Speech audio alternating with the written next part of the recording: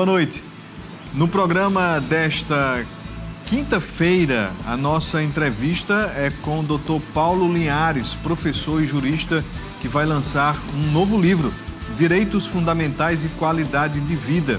E mais, nova disputa política de Mossoró tem no enredo construção de um novo estádio de futebol.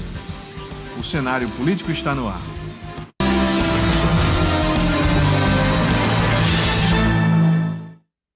Boa noite para você, minha amiga telespectadora. Boa noite para você, meu amigo telespectador. Estamos começando mais uma edição do Cenário Político TCM, ao vivo para todo o Rio Grande do Norte. Muito obrigado pela audiência, você que nos acompanha aqui no Oeste Potiguar, no Alto Oeste, você na Costa Branca, Vale do Açu, Natal, região metropolitana, você que nos assiste em Parnamirim.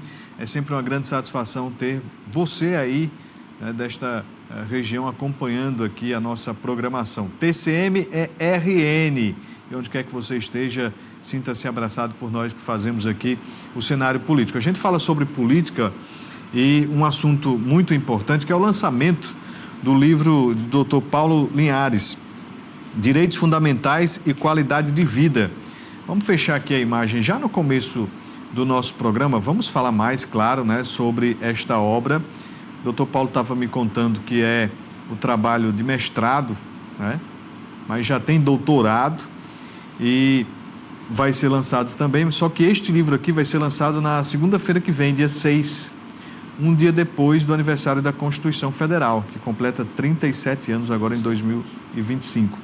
Já a gente fala sobre este assunto aqui com o Dr. Paulo, mas antes, você aí tem algum questionamento sobre direitos fundamentais? Manda aqui o questionamento para Dr. Paulo que ele vai responder, tá bom? Aguardo a sua participação pelo Instagram, @Cenário Político TCM, e também o WhatsApp 988028941. Bem, o futebol de Mossoró pode ganhar uma casa nova. Será? Os presidentes do Baraunas e do Potiguar se reuniram com a governadora Fátima Bezerra e outras autoridades para discutir a construção de um novo estádio aqui na cidade. Um estádio estadual? Vamos acompanhar a reportagem. O encontro aconteceu nesta quarta-feira e contou com a participação da governadora Fátima Bezerra, da deputada estadual Isolda Dantas, da reitora da Universidade do Estado do Rio Grande do Norte, Cecília Maia, do secretário da Fazenda, Cadu Xavier, e de integrantes da equipe do governo do estado. Na pauta, a viabilidade do projeto de um estádio moderno para atender às demandas do futebol profissional e da comunidade esportiva de Mossoró. A gente vem junto ao governo do estado buscar uma parceria onde a gente possa conseguir realmente viabilizar o futebol de Mossoró sem ter a necessidade de estar nesse sacrifício mês a mês, para cumprir inclusive os compromissos, a fim de buscar uma alternativa. E aí a gente saiu realmente muito feliz da nossa reunião. Acredito que vai ser dado um pontapé inicial para um projeto futuro muito interessante para os clubes da cidade. Não temos nenhuma perspectiva de liberação do Nogueirão. A gente veio conversar, dialogar com o governo do estado para tentar viabilizar uma solução para os clubes de Mossoró. Saímos daqui, acho que fortalecidos e com a certeza que no futuro breve, se Deus quiser, tudo dará certo. A proposta inicial é utilizar uma área da UERN aqui nas proximidades do Hospital da Mulher. A definição do espaço e os próximos passos caberão a uma comissão formada pela Secretaria de Infraestrutura, Universidade e diretores dos clubes. O novo estádio de Mossoró está se tornando uma realidade e, começando a próxima semana com a leitura vamos dizer assim, da minuta desse projeto, nós teremos até dezembro aí para finalizar toda a área de estudos e projetos e, muito provavelmente, em janeiro já dá partida à licitação para a contratação desses serviços. A reitora Cecília Maia destacou que a cessão do terreno depende da análise e aprovação dos conselhos superiores da UERN. Mas, segundo ela, com diálogo e responsabilidade, a expectativa é avançar na negociação sem comprometer a missão institucional da universidade. Com este anúncio da governadora Fátima, a gente começa a observar uma disputa que tende a trazer aqui para Mossoró, nas melhores perspectivas, 2 estádios. Imagine só, um estádio ali naquela região da UERN e outro estádio onde hoje é o Nogueirão. Só que não houve empresas interessadas numa parceria público-privada para a construção, como já teve o edital pela Prefeitura de Mossoró, para a construção desta arena ali onde hoje é o Nogueirão, que já não existe, existe apenas o concreto, mas o equipamento de esporte já não funciona, tem um bom tempo. Então, quem é que vai fazer o estádio primeiro? Hoje já recebi aqui um e-mail, um release, um texto jornalístico, como a gente diz, da deputada Isolda, que encaminhou R$500 mil de emenda parlamentar para a construção deste estádio. Existe a expectativa também de envio de emenda parlamentar de Natália Bonavides e de Fernando Mineiro, para justamente criar aí os elementos financeiros para a construção deste estádio. Será que vai ficar na foto, no registro, na maquete, como já aconteceu aqui em Mossoró? Lembremos que estamos no ano pré-eleitoral, todo mundo de olho em 2026, e esses movimentos eles são estratégicos também, A gente vai acompanhar de perto, viu? A gente vai acompanhar de perto. Bem, vamos iniciar aqui o nosso bate-papo com o Dr. Paulo Linhares, que segunda-feira lança um livro aqui em Mossoró, lá no auditório da OAB. Vamos acompanhar aí na tela o convite. Este é o convite que foi enviado para o Dr. Paulo, e a gente reforça aqui sobre este livro, Direitos Fundamentais e Qualidade de Vida.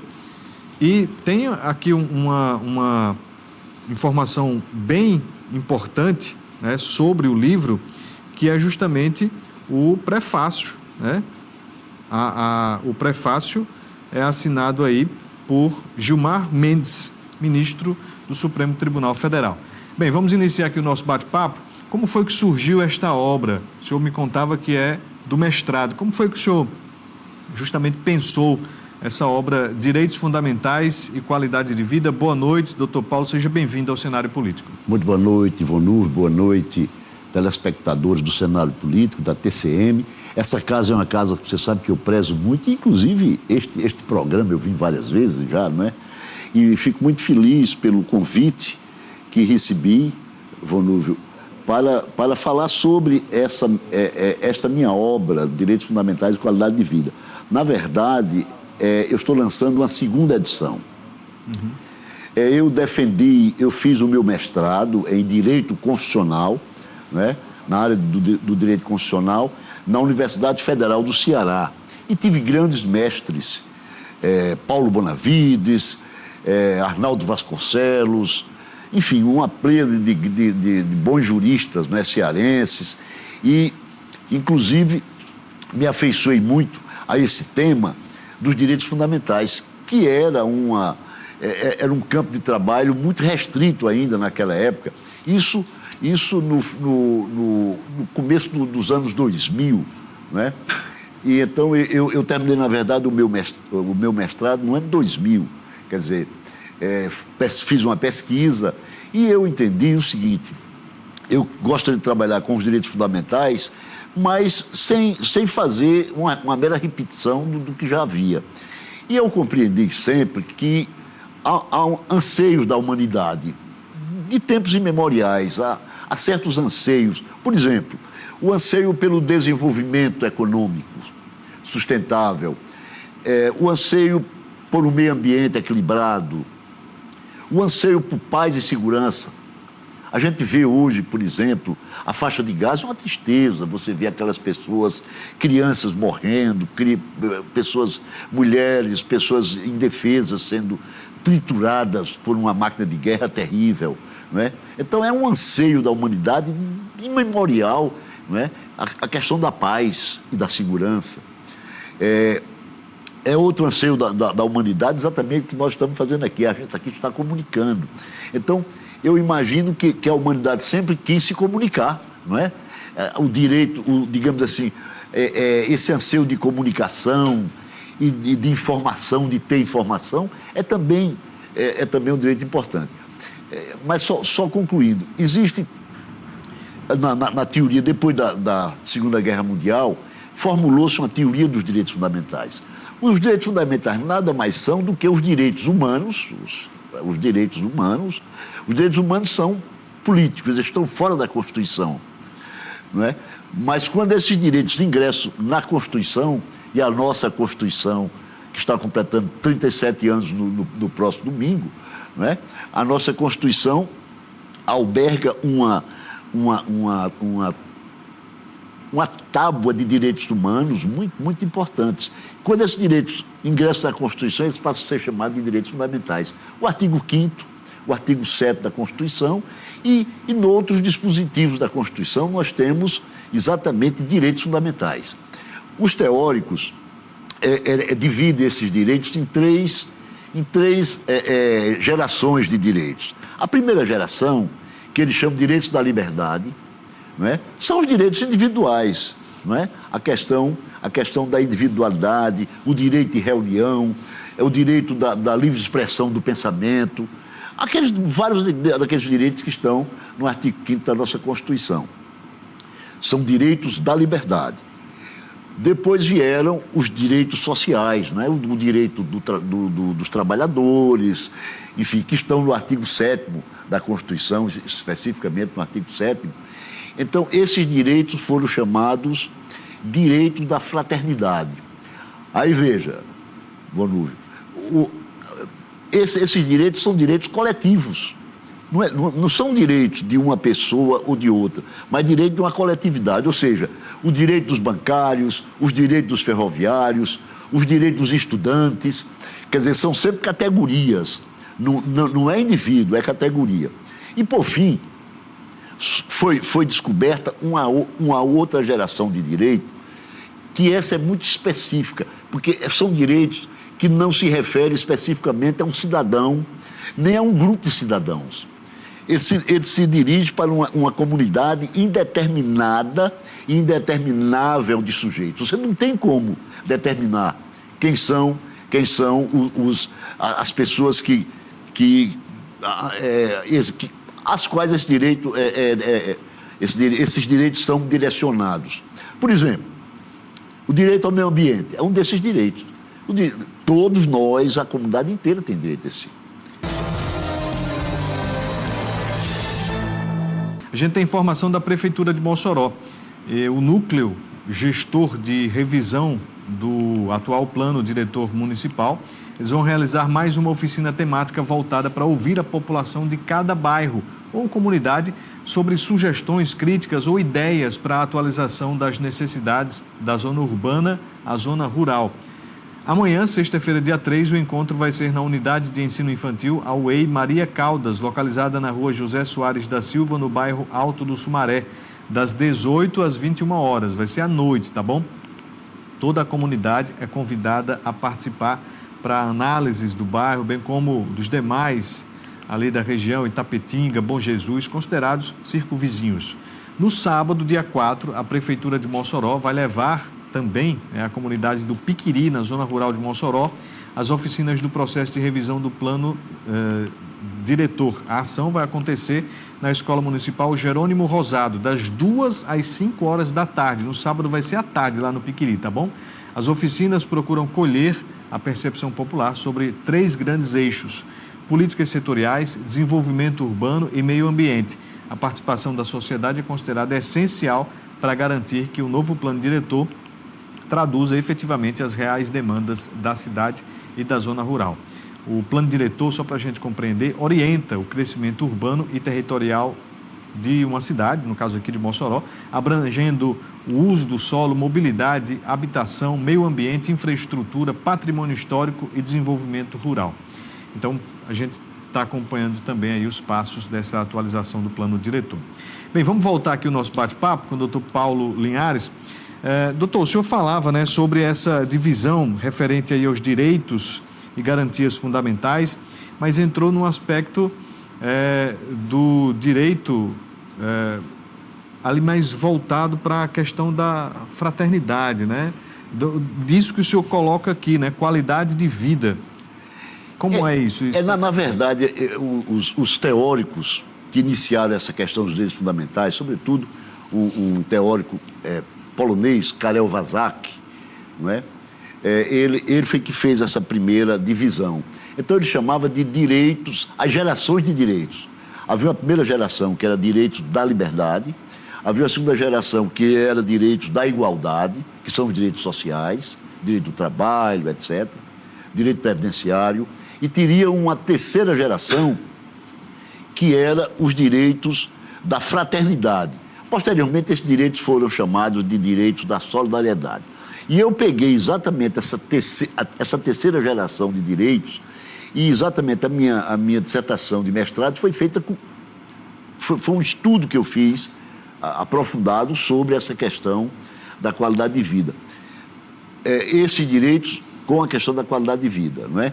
Que são, na verdade, a doutrina, até exatamente esse estudo que eu fiz, tinha identificado 5 desses direitos. O direito ao desenvolvimento sustentável, o direito ao meio ambiente equilibrado, direito da comunicação e de informação, direito à paz e à segurança e o direito ao patrimônio comum da humanidade, não é? A preservação do patrimônio artístico, paisagístico, cultural da humanidade. Então, 5 direitos foram identificados. Nesse meu trabalho, eu identifiquei um sexto, que é o direito à segurança econômica. Não é? A gente tem visto certas ações, como, por exemplo, o presidente Trump está fazendo hoje com muitos países. Ele está criando uma balbúrdia, não é? Criando uma insegurança enorme, né, na comunidade internacional, com essas suas birras, essas suas tarifas, não é? Impostas de maneira absurda, não é? Ferindo tudo que se tinha como regra da Organização Mundial do Comércio e de outras instituições, não é? Multilaterais. Então, esse sexto direito foi um direito que nós identificamos no nosso trabalho. E esse trabalho recebeu muita referência, inclusive internacional, a partir da constatação do meu grande mestre e inspirador, que foi o professor Paulo Bonavides. Paulo Bonavides foi um dos maiores constitucionalistas de todos os tempos do nosso país, professor da Universidade Federal do Ceará, e foi ele que me inspirou muito, não é? E me incentivou muito a fazer essa pesquisa. Tanto que, na contracapa deste livro, nós temos, eu cito trechos de uma carta que o professor Paulo Bonavides fez para o professor Jorge Miranda, da Universidade de Lisboa, me indicando para fazer o meu doutorado lá em Lisboa. Eu, inclusive, fui para Lisboa, o professor Jorge Miranda me aceitou, mas para mim era muito difícil, porque eu era secretário de governo, na época de Vilma. Então, não tinha como ficar 9 meses em Portugal. Preferi fazer uma seleção de doutorado na Vetusta Faculdade de Direito do Recife, passei, não é? Eu fui, inclusive, o primeiro colocado, não é? Eram 10 vagas, e eu fiz o meu doutorado lá. Aliás, esse doutorado agora também vai sair livro, né? Já está pronto o livro está sendo diagramado. Em pouco tempo, eu acho que eu também estarei lançando mais essa obra jurídica, não é? Isso é muito bom, sabe, Vangluf? Porque mostra o seguinte, que aqui na província, não é? Nós temos uma produção nossa, que não deixa de ver a ninguém de Brasília, a ninguém de São Paulo, do Rio Grande do Sul ou de qualquer canto. Nós temos vários colegas aqui produzindo. Inclusive, a editora que publica este livro é uma editora que foi fundada pelo o professor doutor Olavo Hamilton, que é advogado criminalista aqui em Mossoró, que é professor da Universidade da UERN, da Faculdade de Direito.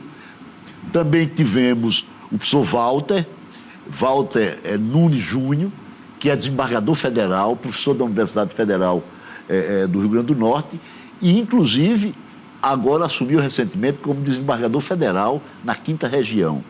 E, por fim, eu, que sou o terceiro, né, cofundador dessa editora, que o nome dela é um nome interessante. Ela é formada pelo O de Olavo, pelo W de Walter e pelo L de Linhares. Uhum. E na leitura ela fica, em inglês, a palavra coruja é all. Então, A coruja a gente sabe que é o símbolo do conhecimento, símbolo da filosofia, não é? Então, essa editora, essa logomarca tem muito a ver com a questão do conhecimento, mas tem a sigla dos três fundadores, Olavo, Walter e Linhares. O meu, eu coloquei o meu nome de família. Então é isso, a gente está fazendo esse trabalho, temos várias obras publicadas já, né, por esta editora, e vamos continuar fazendo esse trabalho, é muito importante. Vários professores, inclusive aqui da Universidade do Estado do Rio Grande do Norte, já publicaram conosco, né? Professor Armando, que é uma figura, uma referência do Ministério Público, que também é professor da Universidade, Armando Lúcio Ribeiro, publicou conosco. Temos várias obras publicadas aí, interessantes. Daqui a pouquinho, a gente volta aqui o nosso bate-papo com o Dr. Paulo Linhares, mas tem informação agora da Câmara de Natal. Aqui em Mossoró não teve sessão essa semana, né? Mas lá em Natal teve até hoje, até esta quinta-feira. Então a gente vai trazer agora a repercussão, a gente vai acompanhar os debates de hoje na Câmara Municipal de Natal, e um dos temas foi a aprovação da mudança na cobrança do imposto de renda para quem ganha até R$5.000, essa isenção que também foi ponto de pauta na Câmara natalense. Vamos acompanhar. Durante o pequeno expediente da sessão ordinária, o vereador Kleber Fernandes, que presidiu a sessão, destacou a importância de políticas públicas voltadas para a revitalização do centro histórico e da Ribeira, incluindo incentivos para empresários que investirem na área. O centro histórico de Natal, a Ribeira, o centro da cidade, a Cidade Alta e até mesmo parte do comércio do Alecrim precisam ter um olhar diferenciado por parte do poder público no que diz respeito à revitalização. Já há modelos que acontecem em outras cidades do país, como no Rio de Janeiro e agora recentemente em Recife, que incentivam a política do retrofit, que é uma atuação sob o ponto de vista arquitetônico, mantendo e preservando a estrutura física originária daqueles prédios que estão situados em áreas históricas, dando um ar de revitalização, de modernização arquitetônica, sem interferir diretamente nos aspectos históricos que precisam, sim, ser preservados. A Câmara dos Deputados aprovou a taxação dos super-ricos para isentar do imposto de renda quem ganha até R$5.000. Os vereadores de Natal, Samanda Alves e Matheus Faustino, comentaram a respeito da taxação. É justiça tributária, não é? Quem ganha mais, paga mais, quem ganha menos, paga menos impostos, né? Em 2023, o governo Lula já tinha isentado quase 10 milhões de brasileiros do pagamento de impostos, né? Depois de 4 anos sem a correção da inflação na tabela de imposto de renda, e agora ele cumpre uma promessa de campanha isentando quem ganha até R$5.000 e a progressão de quem ganha mais de 7.000 na diferença o que passar de R$5.000. E aí, de onde é que esse dinheiro está saindo? Quem vai suprir isso aí são os super ricos, né? Só um governo popular e progressista tem a coragem de enfrentar esse debate, de taxar aqueles super ricos que pagavam pouco menos imposto proporcionalmente do que a classe trabalhadora paga, e aí eles agora vão arcar, 1% da população vai arcar com o pagamento de impostos, suprir esse buraco, não é, que a maioria da população vai deixar de pagar e vai economizar, vai ter mais dinheiro para melhorar a sua qualidade de vida.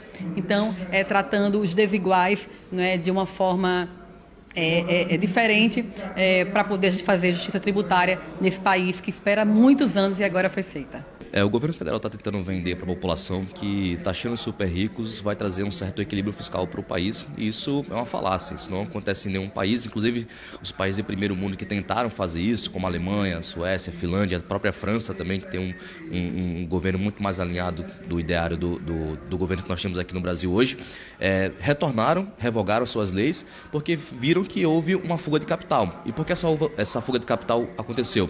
Porque o cara que é um bilionário, ele não vai ficar restrito a um país que está taxando a fortuna dele em detrimento dos cortes que o próprio governo não faz. Então, o que faz trazer o equilíbrio fiscal para o país é, primeiro, equilibrar as contas públicas, não gastar mais do que arrecada, que é o que está acontecendo no Brasil. Só em julho já apresentou um déficit primário de 59 bilhões de reais, com a previsão também em setembro para mais um déficit de 30 bilhões de reais. Com isso, a taxa de juros é elevada, o dinheiro fica mais caro, porque contratar crédito fica mais difícil. Então, quem vai fazer grandes investimentos no Brasil acaba tendo um risco maior e, por essa razão, prefere investir em outro país que tenha um ambiente econômico mais saudável. Então, por essa razão, a taxa de juros está alta para tentar controlar a inflação, e taxar os super ricos não é nenhuma resposta para isso. Tem alguma coisa de que houve de benefício nessa votação do último dia aqui no Congresso, foi a isenção do imposto de renda para R$5.000, que aí realmente é um avanço para o país. Aí uma discussão interessante que foi lá para o Parlamento Natalense, né? Certamente próxima semana a gente vai ouvir também aqui na Câmara de Mossoró. E você entendeu aí, né? A gente repercutiu já aqui no nosso jornalismo durante todo este dia. Então você viu ali a Samanda defendendo, né, essa isenção. A gente viu também o outro vereador aí fazendo esse contraponto, né? Mas ontem foi a unanimidade, né, da aprovação na Câmara, vai seguir para o Senado. Vamos acompanhar, né? Mas esta medida aí que nasceu praticamente das ruas, viu? Foi ponto de pauta, promessa de campanha.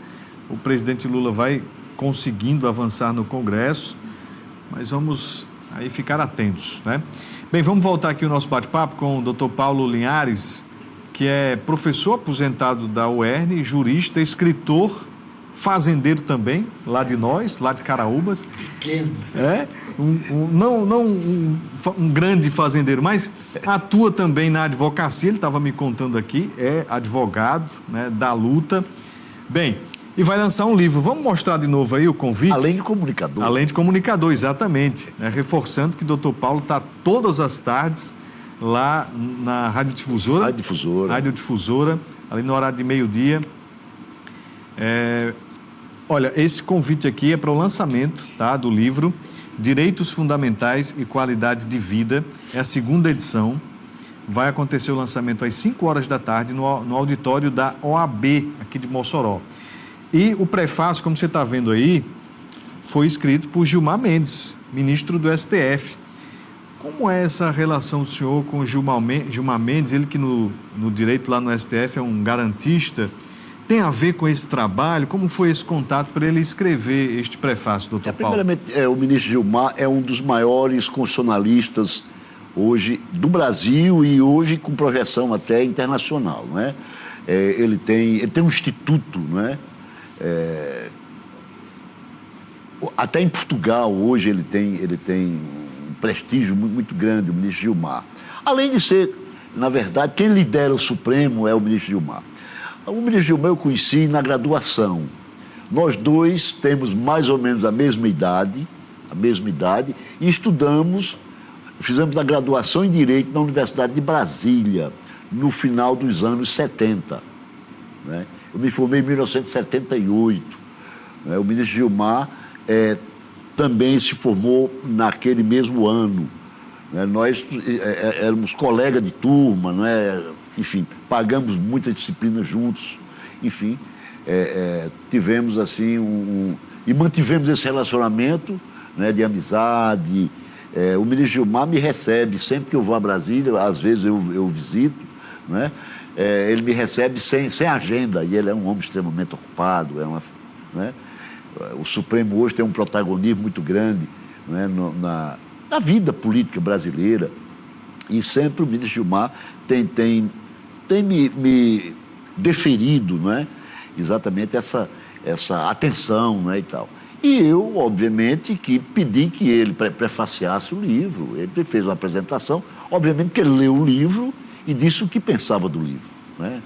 É a palavra de um grande jurista, de um grande constitucionalista e garantista, né, inclusive, que são características, ao menos essa última, que eu tenho também, né? Eu, o professor Olavo, o professor Walter, nós somos garantistas todos, né? No campo do direito penal. Doutor, e observando não só o trabalho do senhor, né, mas também o nosso dia a dia, tendo em vista essa atuação jurídica com os nossos direitos da Constituição, como é que o senhor observa existe hoje algum tipo de falha justamente nestes direitos constitucionais que deveriam, de fato, né, repercutir na vida de todos nós? Olha, é uma constante nossa preservar esses direitos. Os direitos estão enunciados, alguns estão inscritos na Constituição, mas o fato do direito estar na Constituição, ou seja, ter a sua fundamentalidade demarcada no texto constitucional, não quer dizer que esse direito sirva para as pessoas. Muitas vezes o direito está enunciado, mas ele é uma norma meramente programática. Ele está lá, mas não funciona. Então, o direito importante, e essa é a grande luta nossa, é para que esses direitos sejam efetivados. A efetivação desses direitos é extremamente importante. Olha, Vanúvio, a Constituição brasileira, que é de 4 de outubro de 1988, né? Você disse que nasceu em 88, exato. A Constituição. Eu nasci em janeiro e a Constituição foi construída ao longo do ano, até outubro. Mas a Constituição está a completar agora, no próximo domingo, dia 4, vai completar 37 anos. E o grave é que muitos direitos que estão enunciados na Constituição, até hoje, esses direitos não foram regulamentados. Não foram regulamentados até hoje, né? Por interesse de grupos, por interesse de facções. Eu digo facção política, não estou falando de facção criminosa, não. Por interesses diversos, né? Esses direitos foram inscritos na Constituição, mas ficaram lá como letra morta. Então, qual é a luta? Ao menos no meu caso, na condição de cidadão, de professor do direito, de operador do direito, de advogado, a minha luta é para que esses direitos se efetivem, sobretudo para proteger a sociedade, para proteger as pessoas, né? Para debelar certos males da nossa sociedade, sobretudo a miséria das pessoas. Tem que proteger mais as crianças. Eu achei fantástica agora essa atitude, né, da sociedade brasileira, por exemplo, de proteger as crianças dos males que as redes sociais estavam causando. As crianças do nosso país, né? Criancinha com acesso a certos conteúdos absurdos para uma criança. Então, é isso, a gente tem que estar vigilante. Por isso que a gente tem que estar sempre trabalhando com os direitos. Os direitos fundamentais e os outros direitos. Tem direitos outros que não têm essa questão da fundamentalidade, mas que são direitos igualmente importantes. Os direitos civis e políticos, o direito previdenciário, vários outros direitos são importantes. Todo dia a gente tem que estar lutando para que esses direitos se efetivem e que sejam efetivamente retores. Eles sejam os retores da vida social. Doutor Paulo, retores e vetores, obviamente. Sim. Existe sempre uma discussão, agora, por exemplo, a gente fala sobre o imposto de renda, mas já se houve muitos debates, julgamentos com relação a, por exemplo, Bolsa Família, dentro do quesito que o senhor fala do direito econômico. Sim. Né? E quando se há essa abertura, né, para a distribuição de renda, vem sempre aqueles que defendem os super ricos, mas também os gastos, né, do governo, a máquina pública, né, distribuindo para alguns, né, o dinheiro, e isso causa um inchaço da máquina, enfim, prejudicando. Porém, do outro lado, na ponta ali, quem está precisando de receber o dinheiro recebe também. E toca justamente nesse direito fundamental do senhor citado aqui, o direito econômico. Nessa perspectiva, né, de direito ao desenvolvimento, não é? Exatamente. Como é que o senhor observa? A gente vai poder ver ainda, de fato, isso acontecer, mesmo que tenha essa preocupação, né, do inchaço da máquina? A política ela funciona muito quando as ruas dão os recados, né, como a gente viu agora, por exemplo, com a PEC da blindagem. Então, as ruas elas se colocam muito ausentes em muitos pontos dessa discussão econômica, né, professor? Olha, no mundo inteiro, essa ideia que ganhou força, por exemplo, a questão da previdência social, a questão de uma série de direitos sociais, visa exatamente criar um colchão, né, que protege as pessoas da degradação, da miséria, como a gente via, por exemplo, no século XIX, mesmo na Inglaterra, não é? Na poderosíssima Inglaterra que mandava no mundo, era um império onde o sol não se punha, mas Londres tinha crianças exploradas, populações inteiras famintas nas ruas, na grande Londres, não é? Que era, digamos assim, a capital do mundo naquele momento. Então, construiu-se, Vanlúvio, a ideia de que certos direitos têm de ser implementados para proteger as pessoas. Agora, obviamente que há sempre um choque de classes, né? Os mais ricos querem manter os seus privilégios. Por exemplo, no caso do Brasil, tem uma coisa muito triste. Aqui, o empresário, ele acha que não pode, digamos, o Estado brasileiro custear políticas públicas sociais, importantes para a maioria da população, mas eles querem subsídios. A maioria só faz alguma coisa se tiver o dinheiro do Estado para fazer, para que ele faça os seus empreendimentos e, inclusive, a maioria não paga sequer imposto de renda. Por exemplo, os grandes bancos, as famílias que mandam em bancos aqui no Brasil, eu não vou citar nomes, mas os poucos grandes bancos, né? Nós temos hoje 3 ou 4 bancos privados e 2 ou 3 bancos públicos grandes, né? É uma coisa muito concentrada. Tem famílias que recebem bilhões por ano de ganhos de capital. E esses ganhos não são taxados. Aí você acha que tem que taxar um pobre operário, uma dona de casa que ganha menos de 5 mil reais? Olha, primeiramente, o salário mínimo, pelo cálculo do DIEESE, que é um instituto que estuda essa questão do salário mínimo, né, e dessas questões sindicais, o DIEESE diz que deveria ser mais de 7 mil reais o salário mínimo. Nós temos salário mínimo hoje de R$ 1.518. Então, esse salário não é renda, jamais poderia ser taxado. Então, graças a esse movimento das ruas, não é? Hoje nós temos aí essa isenção, que é importante, mas eu acho que temos que avançar mais. Temos que avançar mais. Bem, vamos já finalizando aqui o nosso bate-papo, reforçando aqui, tá? O lançamento deste livro vai acontecer segunda-feira. Aproveitar o espaço para que o senhor possa convidar, né, estudantes do direito, juristas como um todo. Vamos reforçar esse convite, doutor Paulo. Pois é, eu gostaria, né, de convidar. Eu tenho uma legião fantástica de ex-alunos, né? Que são juízes, que são desembargadores, que são do Ministério Público, que são professores universitários, advogados, né? Eu quero abraçá-los a todos e convidá-los para esse lançamento. Sobretudo, gostaria que os estudantes de Direito, né? Nós temos várias faculdades de Direito hoje aqui em Mossoró, gostaria que os estudantes estivessem lá. Você, estudante, vá para esse lançamento, independentemente. A minha questão não é vender livro, é divulgar ideias, não é?